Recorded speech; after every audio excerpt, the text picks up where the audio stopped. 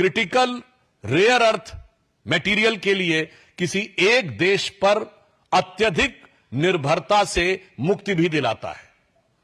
तो यह आर्थिक दृष्टि से भी भारत के लिए अत्यंत उपलब्धिपूर्ण यात्रा रही। तीसरा, भारतवंशी समुदाय यानी इंडियन डायस्पोरा आज पूरे विश्व में एक बहुत प्रभावी और सृजनात्मक भूमिका निभाने वाला समुदाय है। ट्रिनिडाड टोबैको और घाना जैसे देशों से जो भारतीय मूल के लोगों का संबंध घाना से लगभग शताब्दी पूर्व का है और ट्रिनिडाड एंड टोबैको से 180 साल पुराना संबंध है।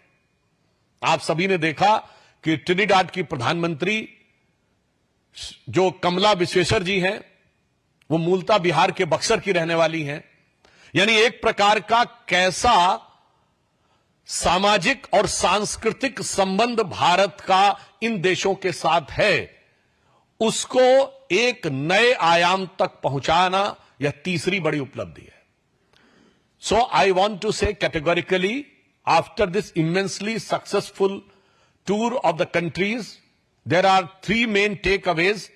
Prime Minister has unequivocally and categorically established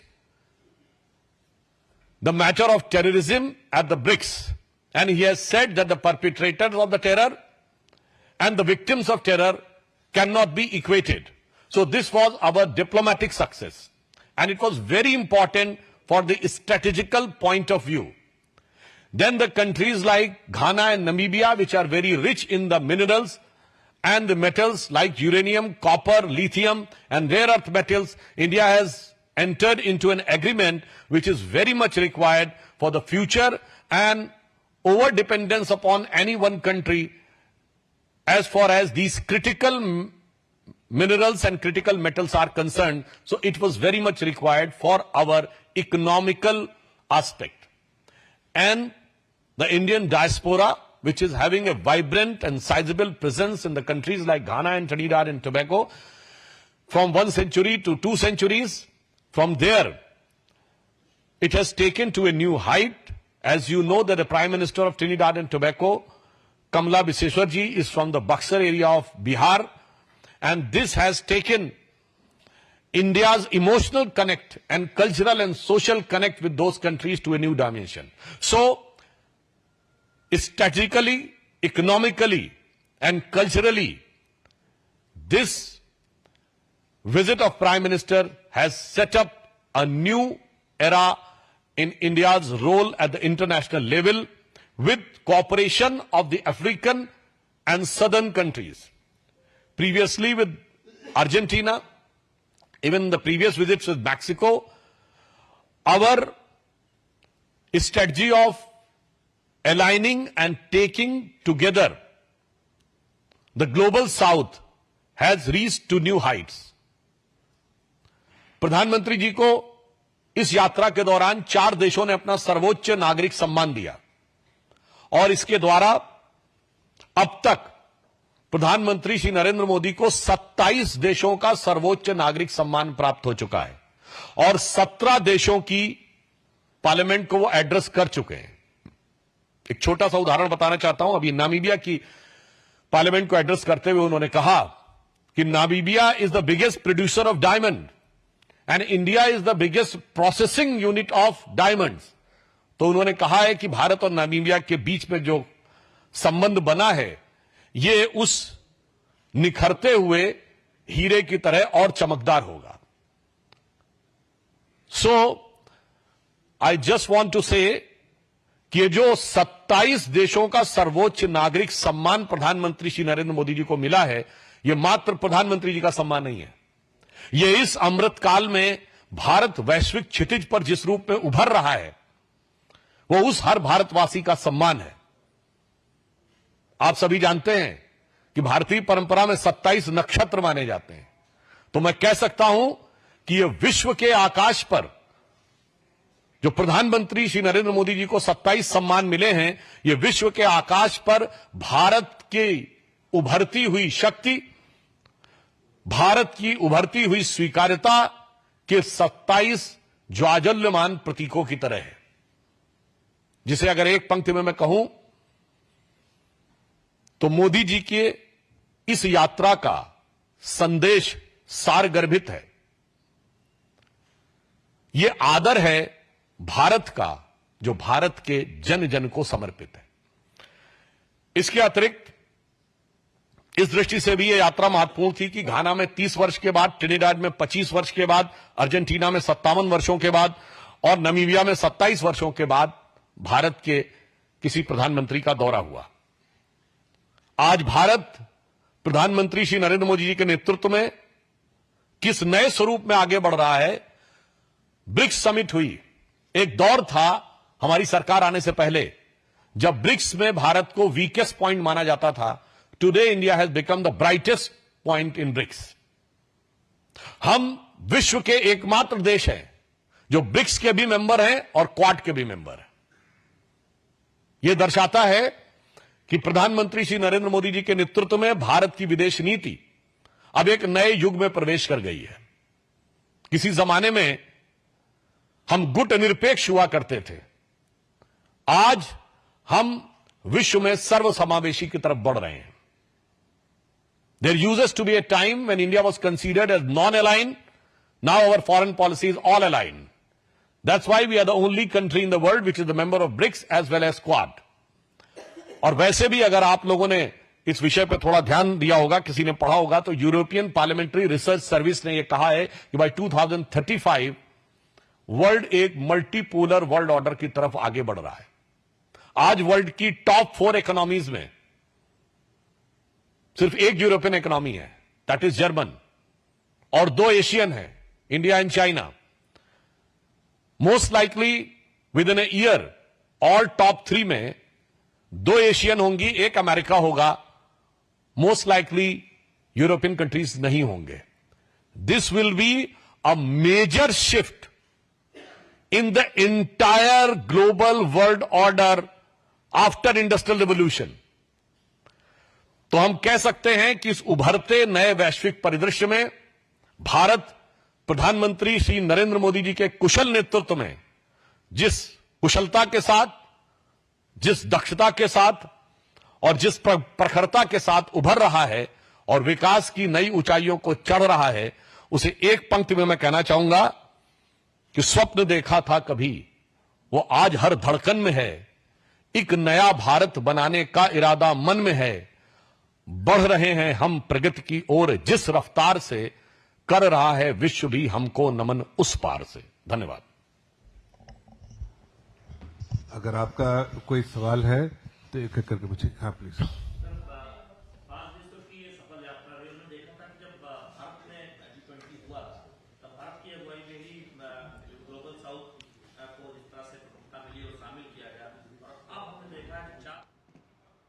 प्रधानमंत्री की 5 देशों की सफल यात्रा के बाद प्रधानमंत्री की इस 5 देशों की यात्रा के टेकअवेज पर विस्तार से बात करते हुए भारतीय जनता पार्टी के नेता, राज्यसभा के सांसद सुधांशु त्रिवेदी बता रहे थे कि 3 महत्वपूर्ण टेकअवेज। पहला ये कि आतंकवाद को लेकर जिस तरह से ब्रिक्स के मंच से लेकर 5 देशों के साथ जो द्विपक्षीय बैठकें हुई, उसमें भी प्रधानमंत्री ने भारत के रुख को साफ रखा और प्रधानमंत्री के भारत के सख्त रुख को, यानी कि ऑपरेशन सिंदूर के बाद प्रधानमंत्री की 5 देशों की यात्रा थी, जिसमें 5 देशों ने और ब्रिक्स के देशों ने पुरजोर तरीके से भारत का समर्थन किया आतंकवाद को लेकर। दूसरा टेक अवे क्रिटिकल मिनरल्स के क्षेत्र में, अगर हम घाना की बात करें, ट्रिनिडाद टोबैगो की बात करें और नामीबिया जो सबसे ज्यादा संपन्न है क्रिटिकल मिनरल्स और गोल्ड के क्षेत्र में, उसे माफ करिएगा हीरे के क्षेत्र में, उसे लेकर भी प्रधानमंत्री ने कहा कि भारत की यह सफल यात्रा रही है, जिस तरह से क्रिटिकल मिनरल्स को लेकर आगे बातचीत बढ़ी है। तीसरा टेक अवे था ट्रिनिडाद टोबैगो। हम जानते हैं प्रधानमंत्री कमला प्रसाद बिसेसर जिस तरह से अपने पूरे कैबिनेट के साथ एयरपोर्ट पे रिसीव करने प्रधानमंत्री को पहुंची थी। बेहद पुराने रिश्ते, प्राचीन रिश्ते भारत के ट्रिनिडाद टोबैगो के साथ, सांस्कृतिक और राजनयिक रिश्ते हैं, उनको एक और मजबूती दी गई। सबसे बड़ी बात, इन 5 देशों में से कई देश ऐसे थे जिसमें कम से कम 30 साल हो चुके हैं जहां भारतीय प्रधानमंत्री नहीं गए थे, तो कई मायनों में बेहद अहम थी।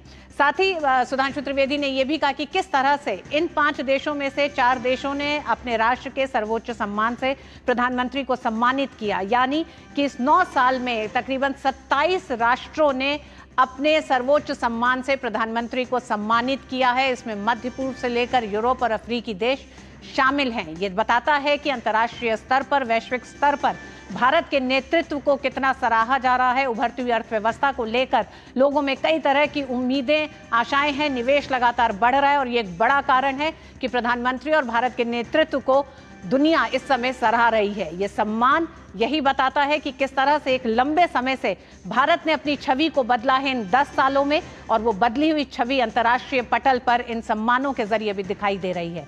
वक्त एक छोटे से ब्रेक का है। ब्रेक के बाद होंगी कुछ और खबरें। देखते रहिए DD news. Sir berry pulao try करो, मस्त है। कैसा है? अरे उसको काहे को घूरता है? टिप्स इग्नोर करने का, अपना दिमाग लगाकर ऑर्डर देने का। मार्केट का स्टॉक टिप्स बहुत लोग देता है, डेंजरस हो सकता है। कंपनी और रिस्क पूरा समझने का, फिर इन्वेस्ट करने का। सोच कर समझ कर इन्वेस्ट कर। वाह यार, क्या सही हुआ। मेरा भी मन करता है कुछ करने का। मन करता है तो करो। घर की चीजों से टाइम ही नहीं मिलता और हूँ सिर्फ 10वीं पास। आप LIC की बीमा सखी योजना के साथ जुड़ सकती हो। मैं LIC एजेंट बन सकती हूँ? पूरी ट्रेनिंग भी मिलेगी, मंथली स्टाइपेंड भी मिलेगा। स्टाइपेंड भी? ऊपर से कमीशन अलग। LIC बीमा सखी योजना से जुड़ने के लिए अपनी नजदीकी LIC शाखा से संपर्क करें। LIC बीमा सखी योजना, अपनी शुरुआत अपने हिसाब से। 5 देशों की सफल यात्रा के बाद प्रधानमंत्री आज सुबह स्वदेश लौट आए हैं। इन 5 देशों की यात्रा ने भारत की वैश्विक कूटनीति को नई ऊंचाई दी है। प्रधानमंत्री नरेंद्र मोदी दुनिया में बेहद लोकप्रिय हैं। उनके नेतृत्व की क्षमता का हर कोई कायल है। अभी 5 देशों की यात्रा के दौरान पीएम को चौथा नागरिक सम्मान दिया गया। इस तरह से प्रधानमंत्री मोदी को अब तक कुल 27 देश सम्मानित कर चुके हैं। देखिए हमारी ये विशेष रिपोर्ट। 5 देशों की यात्रा के अंतिम चरण में नामीबिया में प्रधानमंत्री नरेंद्र मोदी का न सिर्फ गर्मजोशी से स्वागत किया गया, बल्कि उन्हें नामीबिया के सर्वोच्च नागरिक सम्मान Order of the Most Ancient Welwitschia Mirabilis से सम्मानित किया गया। राष्ट्रपति नेटुम्बो नंदी नदैत्वा ने प्रधानमंत्री मोदी को ये सम्मान प्रदान किया। प्रधानमंत्री ने इसे गर्व का क्षण बताया। उन्होंने 140 करोड़ भारतीयों की ओर से ये सम्मान ग्रहण किया। नामीबिया का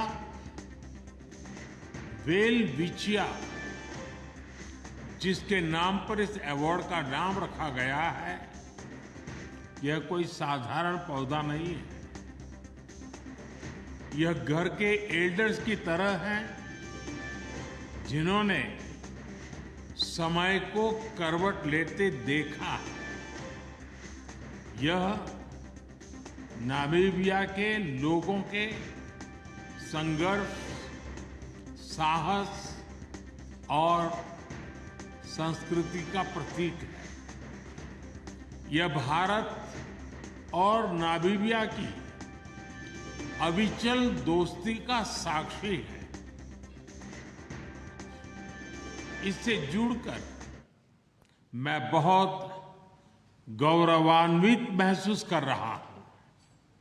मैं इस सम्मान को नामीबिया और भारत के लोगों को, उनकी निरंतर प्रगति और विकास को और हमारी अटूट मित्रता को समर्पित करता हूं। इससे पहले ब्राजीलिया में प्रधानमंत्री नरेंद्र मोदी को ब्राजील के सर्वोच्च नागरिक सम्मान Grand Collar of the National Order of the Southern Cross प्रदान किया गया। ब्राजील के राष्ट्रपति लूला डी सिल्वा ने प्रधानमंत्री मोदी को ये सम्मान सौंपा। पीएम मोदी को दिया गया ये सम्मान 57 साल बाद किसी भारतीय प्रधानमंत्री की ब्राजील यात्रा के दौरान दोनों देशों के बीच ऐतिहासिक संबंधों को और गहरा करने वाला रहा। राष्ट्रपति जी द्वारा मुझे ब्राजील के सर्वोच्च राष्ट्रीय सम्मान से विभूषित किया जाना मेरे लिए ही नहीं, बल्कि 140 करोड़ भारतवासियों के लिए भी अत्यंत गर्व और भावुकता का पल है। मैं इसके लिए उनका, ब्राजील सरकार और ब्राजील के लोगों का हृदय से आभार व्यक्त करता हूं। पिछले दिनों ही प्रधानमंत्री नरेंद्र मोदी को त्रिनिदाद टोबैगो में वहां के सर्वोच्च नागरिक सम्मान Order of the Republic of Trinidad Tobago और घाना में वहां के राष्ट्रीय award the officer of the Order of the star of घाना से सम्मानित किया गया। मैं इस सम्मान को 140 करोड़ भारतीयों की ओर से विनम्रता के साथ स्वीकार करता हूं। यह सम्मान मैं हमारे युवाओं की आकांक्षाओं को, उनके उज्जवल भविष्य को, हमारी समृद्ध सांस्कृतिक विविधता और परंपराओं को और भारत गाना के ऐतिहासिक संबंधों को समर्पित करता हूं। इससे पहले पिछले महीने ही साइप्रस यात्रा के दौरान प्रधानमंत्री नरेंद्र मोदी को राष्ट्रपति निकोस क्रिस्टोडोलाइडिस ने grand cross of the Order of Makarios III से सम्मानित किया। ये साइप्रस का सर्वोच्च सम्मान है। इससे पहले अप्रैल के महीने में भी प्रधानमंत्री नरेंद्र मोदी की श्रीलंका यात्रा के दौरान उन्हें वहां के राष्ट्रपति अनुरा कुमार दिसानायके ने श्रीलंका मित्र विभूषण सम्मान प्रदान किया था। किसी विदेशी नेता को दिया जाने वाला श्रीलंका का ये सर्वोच्च सम्मान था। इस अवार्ड से किसी भारतीय नेता को पहली बार सम्मानित किया गया था। प्रधानमंत्री को अब तक विदेशों में 27 शीर्ष सम्मान मिल चुके हैं। अलग अलग देश अपने सर्वोच्च नागरिक सम्मान देकर ग्लोबल लीडर के तौर पर पीएम मोदी की भूमिका को सम्मानित करते रहे हैं। पिछले साल जुलाई में पीएम को रूस के राष्ट्रपति व्लादिमीर पुतिन ने देश का सर्वोच्च नागरिक पुरस्कार दिया।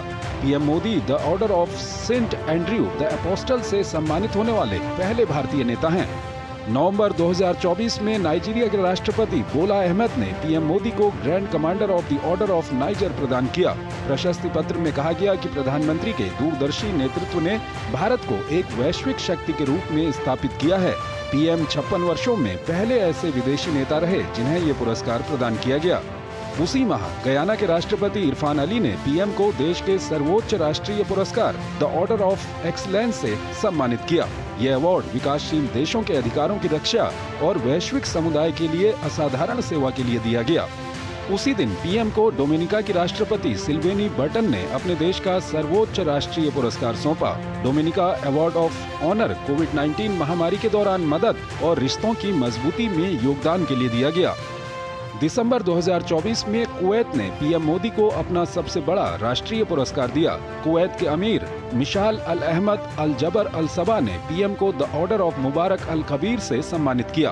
अब तक चुनिंदा वैश्विक नेताओं को ही ये अवार्ड मिला है। इस साल भी पीएम को ग्लोबल अवार्ड से नवाजे जाने का सिलसिला जारी है। पिछले दिनों बारबाडोस ने पीएम को honorary order of freedom of Barbados दिया। वहां की राष्ट्रपति ने ये पुरस्कार प्रदान किया, जिसे पीएम की ओर से विदेश राज्य मंत्री पवित्रा मार्गरेटा ने प्राप्त किया। इसी वर्ष 12 मार्च को मॉरिशस के राष्ट्रीय दिवस समारोह में पीएम को वहां का सर्वोच्च नागरिक सम्मान मिला। राष्ट्रपति धर्मवीर गोकुल ने पीएम को grand commander of the Order of the star and की ऑफ द इंडियन ओशन प्रदान किया। किसी भारतीय को पहली बार ये सम्मान प्राप्त हुआ है। इन अवार्ड्स और ग्लोबल लीडर के तौर पर शोहरत के पीछे सबसे बड़ी वजह है पीएम का विजन, संपूर्ण मानव जाति के कल्याण और शांति संवाद का विजन। संघर्ष ही नहीं, पर्यावरण संकट और आतंकवाद जैसी वैश्विक चुनौतियों को लेकर भी पीएम का संदेश साफ है। समाधान के लिए सब साथ आएं, मिलकर प्रयास करें।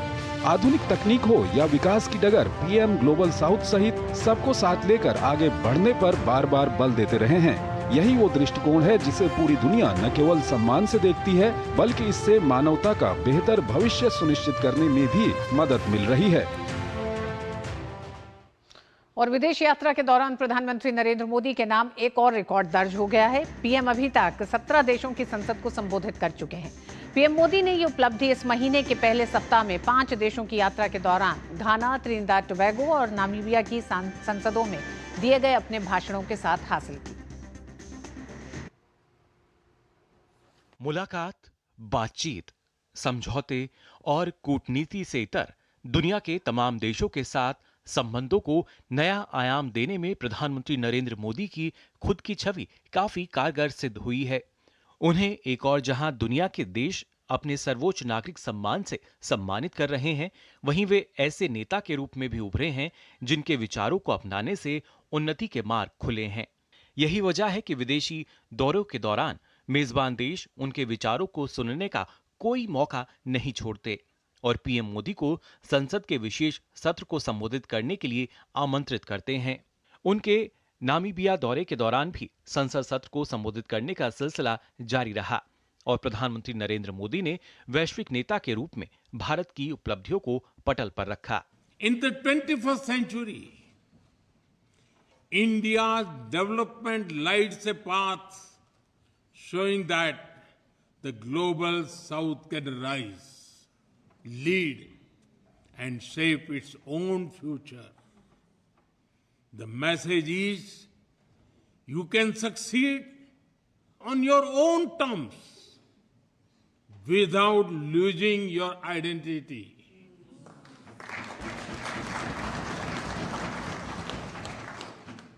For this message to echo louder, we must act together. Let us create a future defined not by power, but by partnership.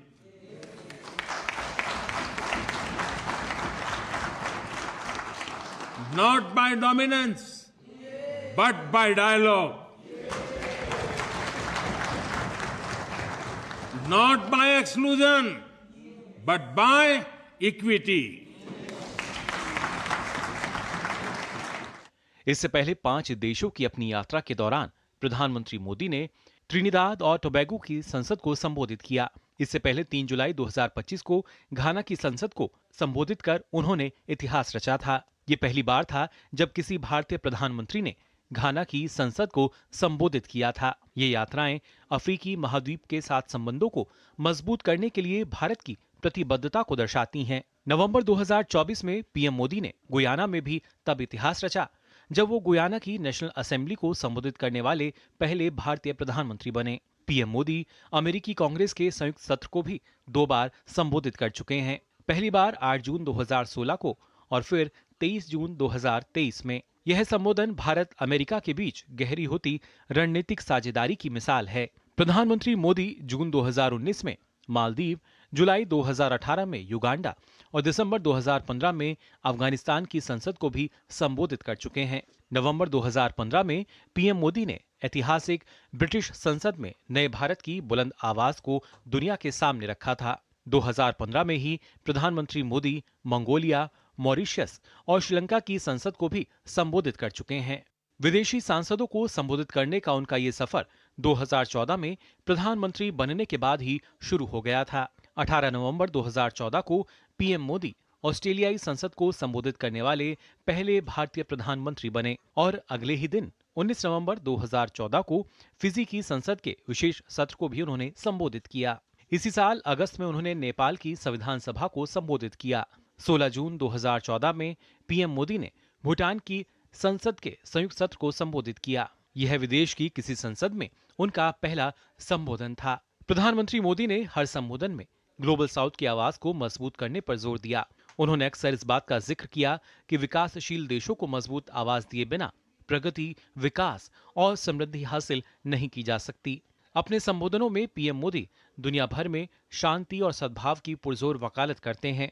वो जलवायु परिवर्तन, महामारी, आतंकवाद और साइबर सुरक्षा जैसे जटिल वैश्विक मुद्दों के समाधान के लिए मिलकर कदम उठाने का आह्वान करते रहे हैं। पीएम मोदी मानव केंद्रित वैश्वीकरण पर जोर देते हैं जो सभी के लिए कल्याण लाए। संघर्षों से जूझती दुनिया के लिए उनका संदेश स्पष्ट है, केवल संवाद और कूटनीति ही आगे बढ़ने का रास्ता है। अभिषेक बोस, डीडी न्यूज। और इसी पर और बात करने के लिए हमारे साथ जुड़ गए हमारे मेहमान doctor Rajan Kumar, school of international studies JNU से। डॉक्टर राजन, बहुत बहुत स्वागत है आपका। डॉक्टर राजन, आप इस उपलब्धि को, प्रधानमंत्री नरेंद्र मोदी अब तक दुनिया की 17 सांसदों को संबोधित कर चुके हैं और हाल की इन 5 देशों की यात्रा में हमने देखा किस तरह से घाना, ट्रिनिदाद टोबैगो और नामीबिया की संसद को संबोधित किया है। इसे कूटनीतिक उपलब्धि से आगे बढ़ते हुए आप किस तरह से भारत के वर्चस्व से जोड़ के देखते हैं? रितु जी, मुझे बुलाने के लिए शुक्रिया। मैं पहले तो यह बता दूं कि यात्रा केवल 5 देशों की थी, लेकिन जो प्रधानमंत्री की मीटिंग हुई है वो 11 सदस्य हैं ब्रिक्स के, और बाकी जो 4 अलग देशों में गए थे, तो 15। तो 15 देश के राष्ट्राध्यक्षों के साथ आप इमेजिन कीजिए कि एक साथ मीटिंग हुई है। और ये 15 देश कहाँ के हैं? ये सारे जो 15 देश हैं वो आपके ग्लोबल साउथ यानी कि वैश्विक दक्षिण जिसको हम आप बोलते हैं, उनके देश हैं, नॉन वेस्टर्न कंट्रीज हैं। और आप जानते हैं कि जो अभी के समय में, जैसा कि अभी जो हम स्पोक्स पर्सन बीजेपी के थे सुधांशु त्रिवेदी इत्यादि जो बता रहे थे कि पश्चिमी देशों का काफ़ी डिक्लाइन हो रहा है और काफ़ी फास्ट डिक्लाइन हो रहा है, और जो दूसरे देश हैं जो एशिया के देश हैं या अफ्रीका लैटिन अमेरिका, उसमें कुछ जो प्रमुख देश हैं उनका उत्थान काफ़ी तेज़ी से हो रहा है। और भारत की नीति अभी यह है कि इन सारे देशों से हमको रिकनेक्ट और एक तरह से एक तेजी से कनेक्ट करने का जरूरत है, क्योंकि ये सारी इकोनॉमी भविष्य में बहुत ही इंपॉर्टेंट रोल प्ले करने वाले हैं। और अब जो अभी जो कई मायनों में ये विजिट इंपॉर्टेंट है। एक तो बायलैटरल मीटिंग उन्होंने बहुत सारे देशों से किया, ब्राजील के अलावा जो 4 देश बाकी जो हैं जहाँ जहाँ गए थे वो सारे देशों से उन्होंने किया। उसके बाद आपने देखा कि मल्टीलैटरल मीटिंग, मतलब बहुपक्षीय जो ब्रिक्स के माध्यम से जो उनकी मीटिंग हुई थी उसमें उन्होंने पार्टिसिपेट किया। और इसके अलावा आपने देखा कि ट्रिनिडाद टोबैगो वो इसलिए इम्पोर्टेंट होता है कि वो पीपल ऑफ इंडियन ओरिजिन, वहाँ के जो राष्ट्राध्यक्ष हैं वो बिहार और भारत के नागरिक, भारत उनके एंसेस्टर्स भारत से गए थे, बिहार से गए थे, तो उससे भी उन्होंने कनेक्ट करने की कोशिश की। डायस्पोरा से आपने देखा कि किस ढंग से हर एक देश में जो भारतीय डायस्पोरा है उससे प्रधानमंत्री ने कनेक्ट करने की कोशिश की। और इसके अलावा जो एक बहुत इंपॉर्टेंट होता है इस ढंग के विजिट में कि आप आर्थिक मुद्दों पे भी बातचीत करते हैं। तो आप आर्थिक मुद्दों में ब्रिक्स के देशों से बातचीत की। इसके अलावा आप हर एक देश में आप बायलैटरल एग्रीमेंट एग्रीकल्चर में, एनर्जी में, डिजिटल में, यूपीआई के क्षेत्र में, और जो रिन्यूएबल एनर्जीज होते हैं उस क्षेत्र में, तो इन सारे देशों के साथ आपने इस ढंग के इकोनॉमिक एग्रीमेंट किए। तो इन सारे दृष्टिकोण से मैं देखूं तो बहुत ही इंपॉर्टेंट विजिट है और बहुत ही एक अच्छी पहल है। जी प्रोफेसर, ये विजिट बहुत इम्पोर्टेंट थी। इस इम्पोर्टेंट विजिट के साथ ही साथ क्या आप ये मानते हैं कि जब 17 संसदों को संबोधित प्रधानमंत्री ने किया है अपने इस 9 साल के पूरे कार्यकाल में, तो ये सिर्फ अब भारत वैश्विक मंचों पर एक भागीदार की भूमिका में नहीं बल्कि नेतृत्वकर्ता की भूमिका में भारत है? प्रधानमंत्री नरेंद्र मोदी ने हमेशा से मानव केंद्रित वैश्वीकरण की बात की है। जहां वो अगर क्लाइमेट चेंज की बात करते हैं तो वो इस बात को हमेशा से तरजीह देते रहे कि किस तरह से विकासशील देशों के लिए इस क्षेत्र में संघर्ष ज्यादा है। तो वो चाहे ग्लोबल साउथ की आवाज हो, अफ्रीकन यूनियन को G20 में शामिल करने की बात हो, तो एक भूमिका भारत ने प्रधानमंत्री नेतृत्व में बदली है अपनी। जी निश्चित रूप से। देखिए, जब प्रधानमंत्री को इस ढंग का सिविलियन अवार्ड दिया जाता है तो उसका मतलब यही होता है कि उस देश को आप रिकॉग्नाइज कर रहे हैं कि वो कितना इंपॉर्टेंट आपके लिए है। जब आप पार्लियामेंट में बुलाते हैं प्रधानमंत्री को या किसी राष्ट्राध्यक्ष को एड्रेस करने के लिए, जैसे भारत ने भी ओबामा इत्यादि को पहले बुलाया है कई बार, तो इसका मतलब होता है कि आप उस देश के महत्व को समझते हैं और अपने सारे पार्लियामेंटेरियन को एक मौका देते हैं कि अपने प्राइम मिनिस्टर मोदी यूएस में भी ये कर चुके हैं।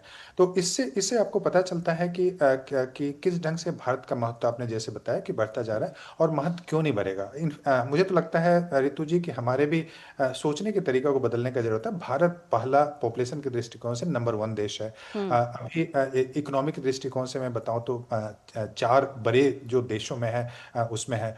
टेक्नोलॉजी के क्षेत्र में हमने काफ़ी प्रोग्रेस किया है। अभी जो सबसे इम्पोर्टेंट एक डेटा आया था, मैं आपको बता दूं कि जो पॉवर्टी एलिविएशन जो हुआ है उसमें वर्ल्ड बैंक भी बोल रहा है कि जो एक्सट्रीम पॉवर्टी है आपका जो 6% से भी कम हो चुका है।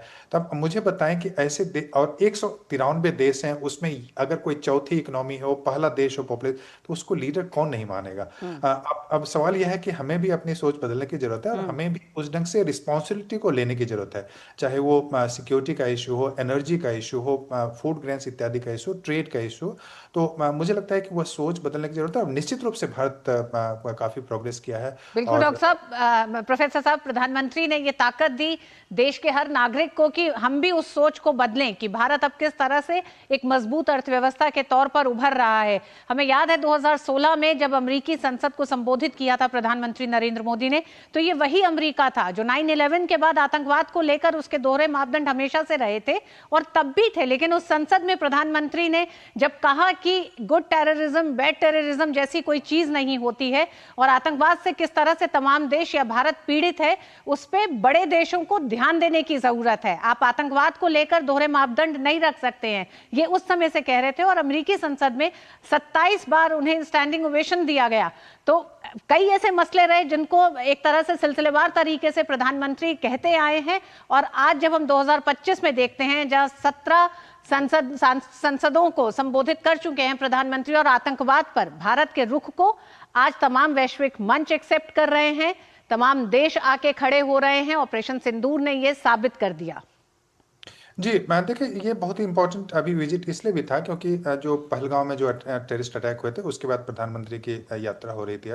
तो वैसे में प्रधानमंत्री को यह संदेश देना जरूरी था क्योंकि जानते हैं पश्चिमी देशों में एक जो दोहरापन वाली नीति है आतंकवाद को लेके, तो वो एक समस्या है। और इसी कारण से आप देख रहे हैं कि जो कंसेंसस एक होना चाहिए आतंकवाद को लेके, वो कंसेंसस बिल्ड नहीं हो पा रहा है। और प्रधानमंत्री ने इस मुद्दे को काफी जोरदार तरीके से यूनाइटेड नेशन में कई बार अपने भाषण में आप देखेंगे तो वहां उठाया, ब्रिक्स में उठाया, शंघाई कोऑपरेशन ऑर्गेनाइजेशन और दूसरे फोरम इत्यादि में भी बहुत जोर से उठाया। अभी एक जो परिवर्तन यह हुआ जो हमने मैसेज देने का कोशिश किया है पूरे विश्व को और खासकर पाकिस्तान को भी इसके माध्यम से कि अगर आतंकवाद अगर होता है और पाकिस्तान से उसका लिंक है तो हम उस पर कार्रवाई करेंगे और वो कार्रवाई मिलिट्री और सिक्योरिटी की कार्रवाई होगी। हम चुप नहीं बैठेंगे और हम केवल इंतजार नहीं करेंगे कि आप उसको माने कि उन्होंने ऐसा किया है। तो ये मैसेज केवल पाकिस्तान को देना जरूरी नहीं था, पूरे विश्व को भी देना जरूरी था ताकि लोगों को यह पता चले कि जो पाकिस्तान जो कर रहा है भारत के विरोध में वो अभी के समय में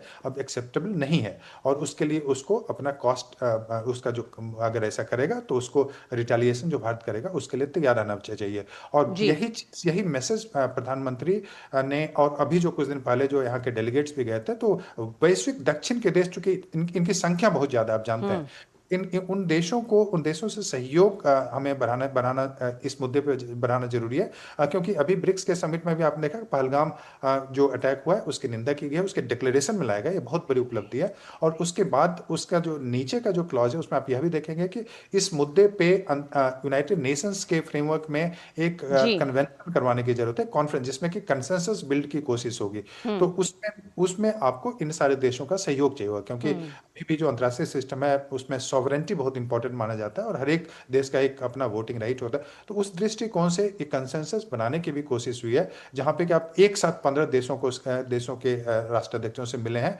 और अपने मैसेज को बहुत ही मजबूती से वहां पे पेश किया।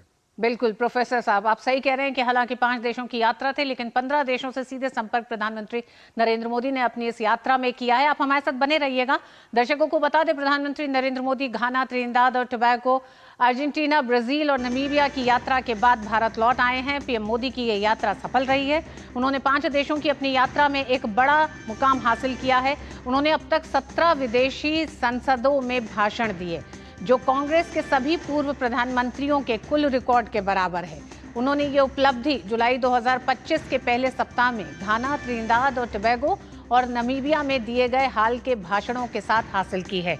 उनकी हाल की यात्रा न केवल अफ्रीका और कैरिबियाई देशों के साथ भारत के नए संबंधों को दर्शाती है बल्कि ग्लोबल साउथ में भारत की आवाज की गूंज को भी उजागर करती है।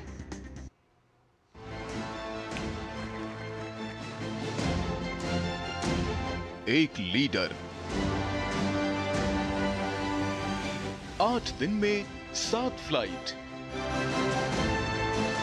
5 देश, 6 अंतर्राष्ट्रीय शहर, 4 देशों के सर्वोच्च सम्मान,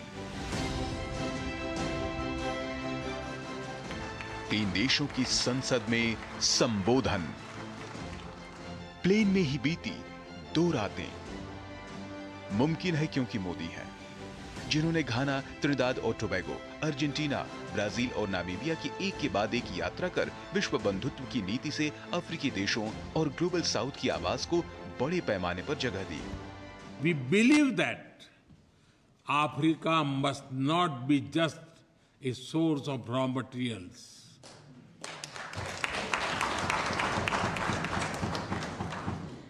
Africa must lead in value creation and sustainable growth. That is why we fully support Africa's Agenda 2063 for industrialization. We are ready to expand our cooperation in defense and security. India values Africa's role in world affairs. We championed Africa's voice during our G20 presidency, and we proudly welcome the African Union as a permanent member of the G20.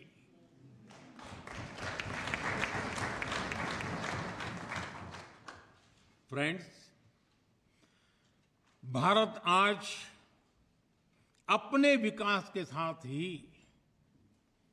दुनिया के सपनों को भी दिशा दे रहा है, और इसमें भी हमारा जोर ग्लोबल साउथ पर है।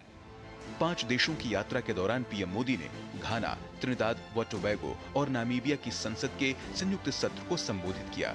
इस दौरान भारत के संविधान और इसके लोकतांत्रिक मूल्यों पर प्रधानमंत्री का विशेष जोर रहा।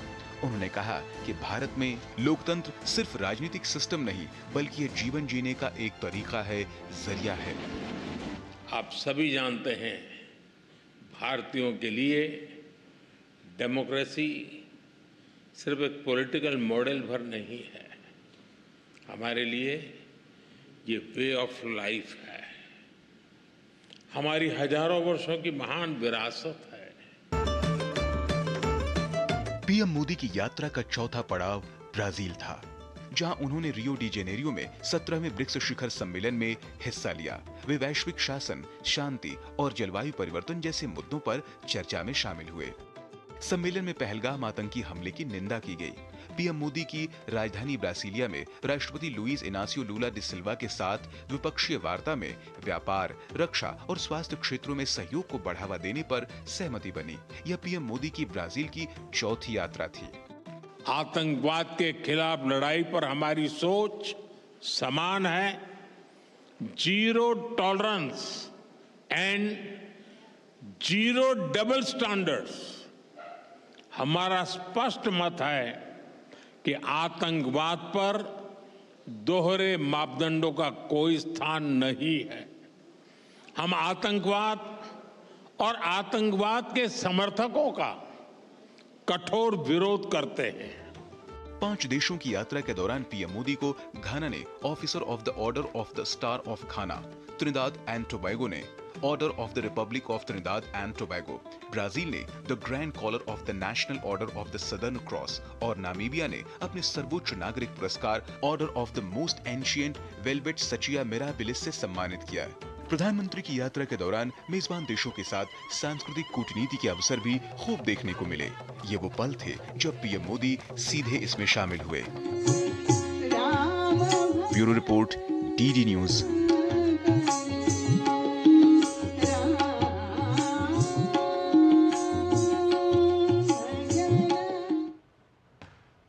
डॉक्टर राजन हमारे साथ जुड़े हुए हैं। डॉक्टर राजन, 27 देशों के सर्वोच्च सम्मान से प्रधानमंत्री को अभी तक सम्मानित किया गया। इसमें 8 मुस्लिम देश हैं और हम जानते हैं 17 विदेशी सांसदों को प्रधानमंत्री नरेंद्र मोदी ने संबोधित किया है। ऐसे में आप आज की तारीख में, भारत का भी गुटनिरपेक्ष देश कहा जाता था, लेकिन आज भारत के कद को आप वैश्विक मानचित्र पे किस तरह से परिभाषित करेंगे? देखिए, भारत एक बहुत ही अभी दृष्टिकोण से देखें, मैं अर्थव्यवस्था की बात करूं, सिक्योरिटी की बात करूं, ग्लोबल जो जिम्मेदारियां हैं उसको लेने की बात करूं, या फिर जनसंख्या तो है ही, इन सारे चीज़ों में भारत अब काफ़ी शीर्ष स्थान पे है, मैं बता रहा हूं। और हमें अब कई बार मैं मीडिया में देखता हूं कि हमें पश्चिमी देशों ने रिकॉग्नाइज किया, हमें पश्चिमी देशों से रिकॉग्निशन की जरूरत नहीं है। हम अगर पॉपुलेशन सबसे बड़ा हो, इकोनॉमी इतनी बड़ी हो, टेक्नोलॉजी के क्षेत्र में हम काफ़ी अच्छा अगर कर रहे हो, तो हमें एक वो सेल्फ कॉन्फिडेंस होना चाहिए कि हम तो हैं, ऑलरेडी लीडर हैं, इसमें कोई शक नहीं। और वैश्विक दक्षिण के जितने भी देश हैं इस चीज़ को मानते हैं, और चीन हमसे डरता भी है इसी बात को लेकर कि प्रजातंत्र भी है और देश प्रजातंत्र भी है और ग्रो भी कर रहा है इकोनॉमिकली। तो वैसे में चीन को यह भी डर है कि ये सारे देश जो अफ्रीका, लैटिन अमेरिका, जहाँ पे प्राइम मिनिस्टर मोदी जा रहे हैं, वो कहीं भारत के साथ ना हो लें। तो हम निश्चित रूप से हम शीर्ष में देखते हैं। और जो आपने बताया कि 27 देशों में जो प्रधानमंत्री को जो रिकॉग्निशन मिला, वो उनके रिकॉग्निशन के साथ साथ पूरे देश का रिकॉग्निशन है कि कैसे ये सारे देश जिन्होंने देखा है कि वो भारत को कैसे रिकॉग्नाइज करता है। और मैं यह बता दूं कि ये केवल मुस्लिम देश या छोटे देश नहीं है। मैंने वो लिस्ट देखा अभी अपने गूगल पे, तो उस लिस्ट में मेरिट लीजन जो है वो अमेरिका से भी मिल चुका है। और आपने बताया था अपने प्रोग्राम के, रूस में सेंट एंड्रयूज एपोस्टल नाम से जो अवार्ड है, जो हाईएस्ट सिविलियन, तो बहुत सारे देश उसमें ऐसे भी हैं जो काफ़ी प्रजातांत्रिक देश हैं या काफ़ी पावरफुल कंट्री हैं। तो यह रिकॉग्निशन भारत के लिए इंपॉर्टेंट है। और अभी मैं बता दूं रितु जी कि भारत के बिना कोई भी अंतर्राष्ट्रीय संस्था काम नहीं करेगा। और आप देख रहे हैं कि क्वाड में भी भारत की जरूरत है, और इसलिए अमेरिका क्वाड में भी भारत को रखना चाहता है। और ब्रिक्स में आप देखें कि रूस या जो बाकी देश हैं वह भी भारत को रखना चाहता है। इसका क्या मतलब है? इसका मतलब यही है कि भारत के बिना कोई अंतर्राष्ट्रीय संस्था उस ढंग से काम नहीं करेगा। और यही कारण है कि आप देखा कि आपने G7 जैसे ऑर्गेनाइजेशन है जहाँ पे भारत नहीं है, लेकिन फिर भी G7 में प्रधानमंत्री को बुलाया जाता है। कनाडा प्रधानमंत्री गए थे अभी कुछ दिन पहले। तो उनको लग रहा है, प्रजातांत्रिक जो देश है उनको लग रहा है कि ये भारत के बिना प्रजातांत्रिक देशों का जो संस्था है, या अब डेवलप्ड इकोनॉमी की भी जो बात हो रही है, तो वैसे में भारत को शामिल करना जरूरी है। और यह जरूर है कि हमें अभी एक लंबी यात्रा तय करनी है, खासकर आर्थिक विकास की।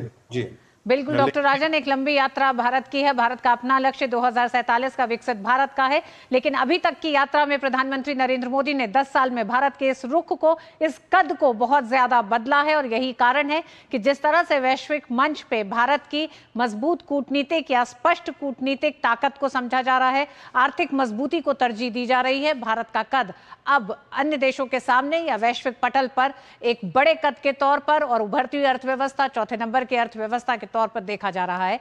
बहुत बहुत धन्यवाद डॉक्टर राजन। और आइए बढ़ते हैं आगे खबरों की तरफ। बाबा बर्फानी के दर्शन के लिए श्री अमरनाथ यात्रा सफलतापूर्वक बड़े उत्साह के साथ चल रही है। आज सुबह पहलगाम के नुनवान बेस कैंप से श्रद्धालुओं का एक और जत्था पवित्र गुफा की ओर रवाना हुआ।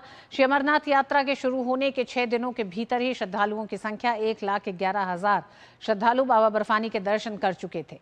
पवित्र यात्रा पहलगाम और बालटाल दोनों मार्गों पर सुचारू रूप से चल रही है। औसतन लगभग 7,000 यात्री जम्मू से निर्धारित काफिलों में आधार शिविरों तक यात्रा कर रहे हैं, जिनके साथ सुरक्षा बलों की भारी टुकड़ियां होती हैं। प्रतिदिन गुफा मंदिर पहुंचने वाले लोगों की संख्या बढ़ती जा रही है। श्रद्धालुओं की सुरक्षा और सुविधा सुनिश्चित करने के लिए व्यापक इंतजाम किए गए हैं। 3 जुलाई को शुरू ये यात्रा 38 दिन तक चलेगी।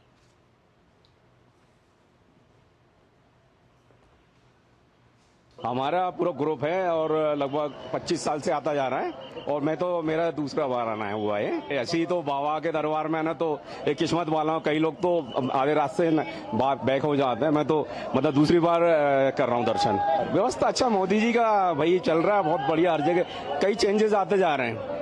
सिक्योरिटी देख रहे हैं, कितना मदद मिल रही है यहाँ पे, और खाने पीने का देखा लग ही नहीं रहा है, लग रहा घर परिवार है पूरा हमारा। यहाँ के लोग कोऑपरेट कर रहे हो, देखना व्यवस्थित व्यवस्था की पहले से कई गुना व्यवस्था चेंज हुई है यहाँ पे। मैनेजमेंट बहुत काफी अच्छा है, अंदर भी और बाहर भी, और बहुत कोऑपरेटिव लोग हैं। बहुत अच्छा मैनेजमेंट कर रखा है, समस्या कहीं भी नहीं है इस बार। बहुत अच्छे हैं, बिहेवियर है, बहुत सपोर्ट कर रहे हैं, लोकल भी बाहर के भी सब जगह के। भगवान भोलेनाथ सबको खुश रखे। भोले बाबा के तो दर्शन हमेशा ही होते हैं, हमेशा होते हैं। बस हमको देखना पड़ता है कि भोले बाबा है कहाँ। दर्शन तो डेली होते हैं। बढ़िया व्यवस्था, बहुत बढ़िया।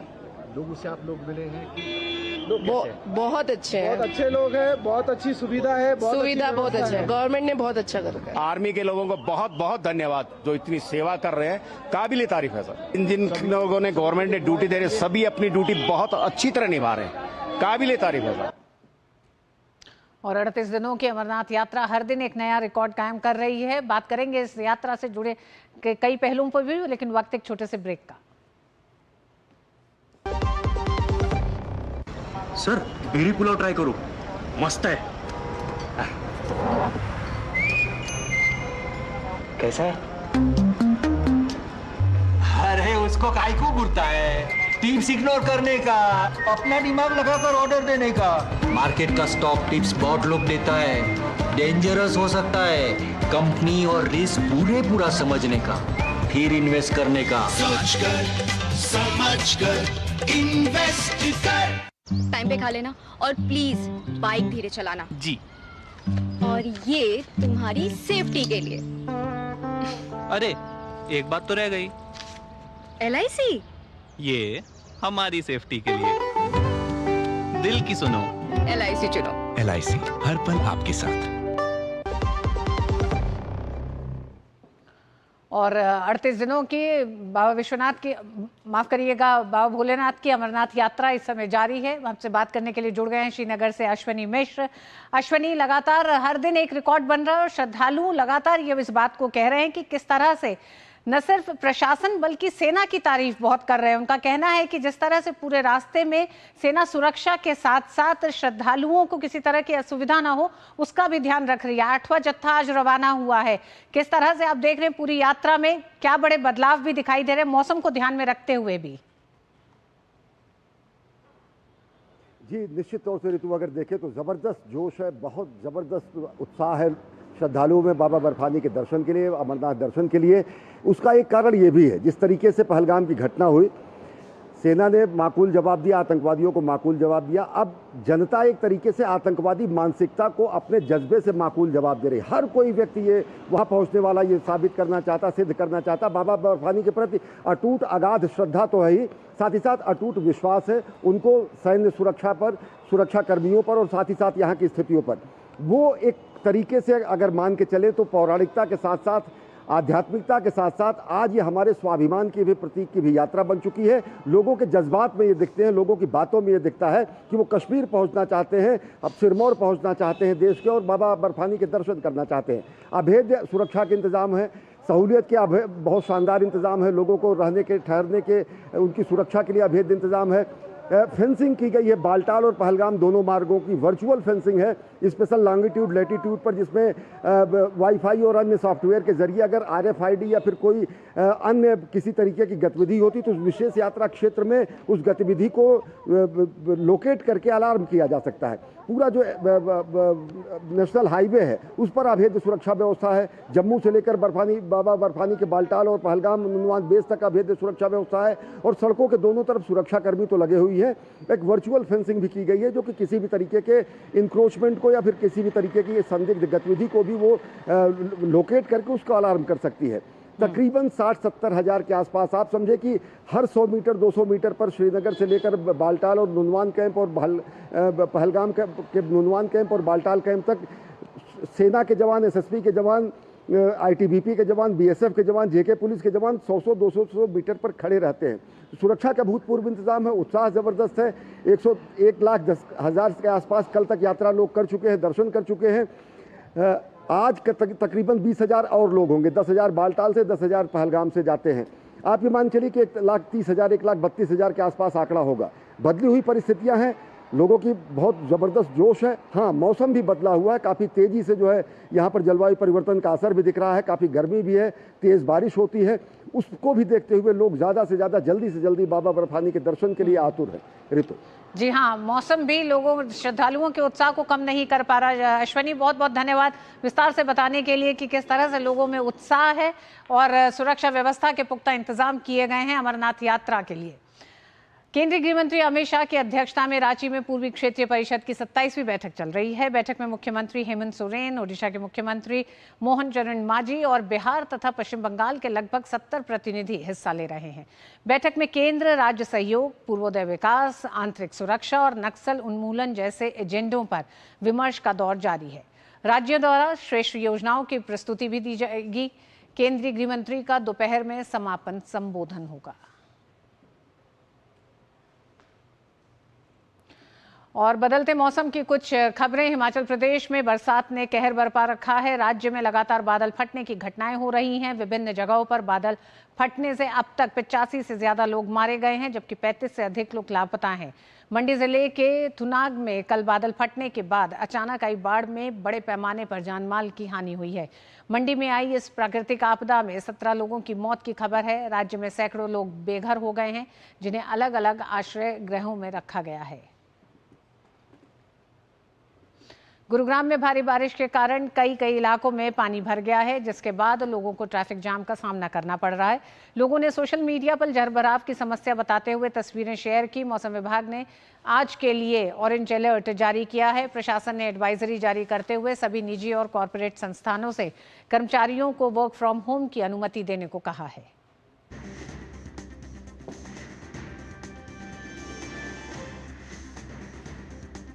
और मिड डे प्राइम में आज बस इतना ही। मुझे दीजिए अनुमति। देखिए न्यूज़ पंच कृतिका के साथ। नमस्कार।